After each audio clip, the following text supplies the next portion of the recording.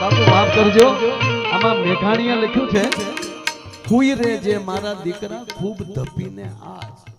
એને હુવાનું કીધું, હમણાં હુઈ રે. પણ મેઘાણીની રજા માગીને અહીંયા બેઠા છે એને કહું છું સાહેબ,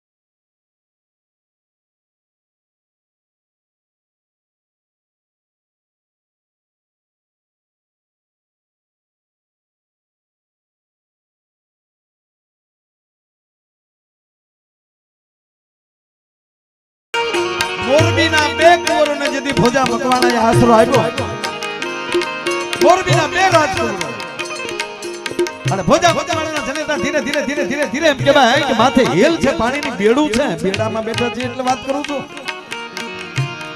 માથે પાણીનું બેડું રહી ગયું છે. અને મોરબીના મહારાણી સાહેબ બાપુ બજારે નીકળે ને તો જાજમું પથરાતી હતી, આજ ઉઘાડા પગે અને બે આંગળ એ બે એના દીકરા છે અને માં માનું દર્દ સમજી જાય. બેન કોણ છો બાપા? માથેનું ઓઢણું ઉડી ગયેલું છે, સરખું કરતી જાય છે. માં માફ કરજો, દુશ્મનોનું દળકટક આવી ગયો છે, મોરબી જીતાઈ ચૂક્યું છે. આ એની બે શેલી દિશાની વધી છે, પણ મને લાગે છે કે આ ધરતીમાં કોઈ આશરા દેનારું નથી. માં એ બેન એવું બોલતી નહીં, મારી વાહોમાં હાલી આય. અને ભોજા મકવાણાના જનેતા જ્યાં ડેલીમાં પગ દીધો, માથે બેડું છે, હારે એમ કહેવાય કે માં અને બે દીકરા છે. ભોજો મકવાણો ડેલીના ગડારામાં બેઠો છે અને એટલું પૂછે છે કે માં કોણ મહેમાન છે? કોણ? મારું ધાવણ થાવ્યો હો તો આશરે ધર્મ પાળજે, આલી કોઈ પાછો ન જાવો જોવે. અને બોટી નો કર નાખતો મેં તને ધવડાવ્યો નો કહેવાય દીકરા. કહેવા ગયો સાહેબ, એમાં જ પાછળ એમ કહેવાય દુશ્મનોનું દળકટક આવે છે, હગડ લેતા લેતા આવે છે. કોઈ વાવડતી તક ભોજા મકવાણાના ઘરે એની માં સાથે મેં કોકને જાતા જોયા અને કહેવા ગયો સાહેબ ભોજા મકવાણાને ચોરે બોલાવે છે, એકલો છે, નહીં હથો છે, હથિયાર નથી, બાંધ્યો છે, ગામને ચોરે એમ કહેવાય એને બેહાડ્યો છે. તમે સાંભળ્યું છે ભોજાભાઈ તમારા ઘરે મારા દુશ્મનો મહેમાન છે? કે ના બાપા, કોણે કીધું તમને? કે માની જાઓ, એમાં માનવાનું હોય નહીં. અને કહેવા ગયો નાગફણિયું જડાણી ઈસુને થોડાક ખીલા માર્યા હતા, ભગવાન થઈ ગયા. આજ ભોજા મકવાણાના શરીરમાં જેટલા હાંધા છે ને એ હાંધા હોપર ખીલા નાખ્યા હતા. કે બોલ હવે ના, આ માનું ધાવણ જવો. અને કહેવા ગયો પછી પાંચ જણાએ પકડ્યા છે, મૂકી ગયો, પકડવાનો હોય નહીં ભોજો મકવાણો કે જે કરવું એ કરો. અને તેથી પગ ઉપર ગઢવી સાહેબ સાઈડ ફરતી હતી અને લોહીની સોલ્યું ને લોલ એમ કહેવાય કે હાડકાની કરચું ઉડતી હતી. માણસોથી જોવાનું નહીં સાહેબ, તારે બહુ કરી. અરે ભોજા હવે બોલ, અરે બોલે બીજા. ગામને એવું થયું માને લઈ આવો ને, માં ચિત્ર નહીં જોઈ શકે અને કહી દે કે મૂકી જો ભોજાભાઈ ને, આલ્યો તમારા દુશ્મન. આ જોવાશે ને આપણું. અને બે જણા ડેલીએ જાય છે. માં ખોલો, કોણ? અમે ફલાણા બે ભાઈઓ છીએ. હા બાપા આવો. કેમ? માં હાલો ને ચોરે. કેમ? તમારથી નથી જોવાતું. ભોજાભાઈ ને નાગફણીઓથી ચડ્યા છે. જેમ ઓલા કરુણ થતા જાય, દુખી થતા જાય, માં પોર હાથે. વાહ ભોજો, વાહ ભોજો. માં હજ તો ઈ છે કે અત્યારે પગ ઉપર સાઈડ ફરે, લોહીની સોળી ઉડે છે, હાડકાની કરીચ ઉડે છે. ભોજો શું કરે? બેઠો છે બા, એનો રૂવાડો ઓળો નથી થતો. પણ તમે આવો ને તો માં આનો પાર આવે. હાલો આવો છો.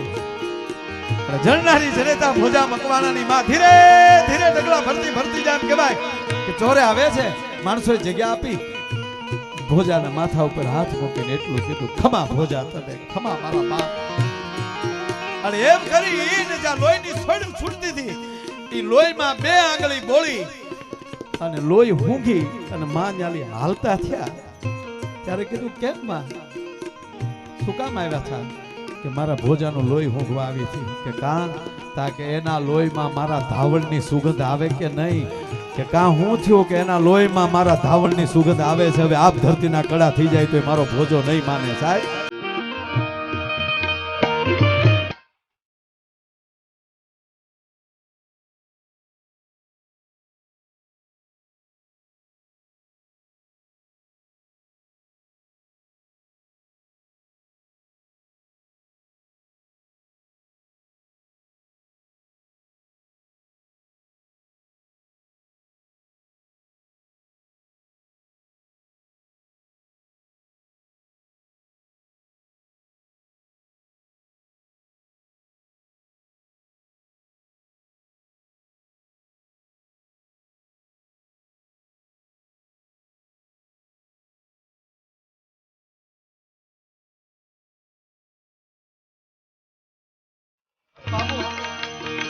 આવી રીતે માં જીજાબાઈ એને કહે છે, પણ સાહેબ વગડામાં જન્મ થયો છે. તેથી ગોદડી નહોતી, એની પાસે કોઈ વ્યવસ્થા નહોતી. તેથી જીજાબાઈએ સાહેબ પોતાના એક હાડલાનો કટકો ફાડી એનું ખોયું કર્યું અને પછી વગડામાં લઈ આવળીના આમાં જે વગડામાં ખીલેલા ફૂલો હોય, ફૂલોની પથારી કરી માએ અને ફૂલ પથારીએ સુવડાવે છે. અને અમારો મેઘાણી લખે શું કે શેલી પંક્તિ મને બહુ ગમે છે.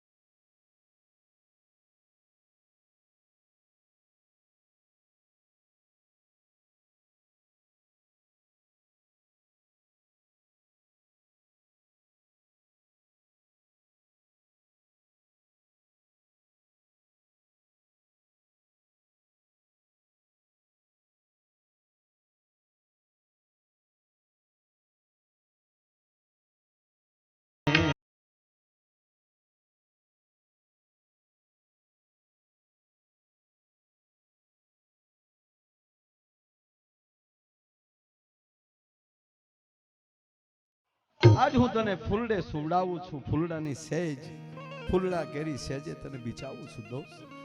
પણ હે દીકરા, મારું ધાવણ ધાવ્યો હોય ને તો હિન્દુસ્તાનમાં એકવાર નામ કરજે. સાહેબ ને લખવું પડ્યું, ન હોવ તો સિવા તો સુન્નત હોવ તો સબ. સાહેબ સંભાજી એવો હાય હાય